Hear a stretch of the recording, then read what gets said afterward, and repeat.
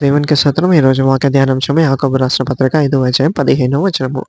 విశ్వాస సహితమైన ప్రార్థన ఆ రోగిని స్వస్థపరచును. ప్రభువు అతన్ని లేపును. అతడు పాపములు చేసిన వాడైతే పాప క్షమాపణ నొందును. చూడండి, విశ్వాస సహితమైన ప్రార్థన రోగిని స్వస్థపరుస్తుంది. ఎవరో దైవజనులు వచ్చి ప్రార్థించడం ఓకే, దేవునికి స్తోత్రం, దాన్ని బట్టి స్వస్థత కలుగుతుంది. కానీ వాళ్ళు అందుబాటులో లేనప్పుడు మనము కూడా మన గురించి మనము, ఇతరుల గురించి మనము ప్రార్థించు వారిగా ఉండాలి.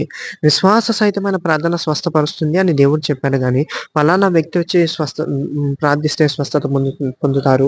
మీరు ఒకళ్ళ దగ్గరికెళ్తే స్వస్థత పొందుతారు అని వాక్యం చెప్పట్లేదు. సో, మనము దేవుడు స్వస్థపరుస్తాడు అని గట్టి నమ్మకంతో, విశ్వాసంతో మన గురించి మనం కానీ, ఇతరుల గురించి కూడా ప్రార్థించినప్పుడు దేవుడు వారిని స్వస్థపరుస్తాడు. అంతేకాదు, వాళ్ళు పాపాలు చేసిన వారైతే వారు విశ్వాసంతో ఏకీభవించినప్పుడు వారి పాపములు కూడా క్షమించబడతాయి. యేసయ్య నామానికి మహిమ కలుగును గాక. ఆమేన్.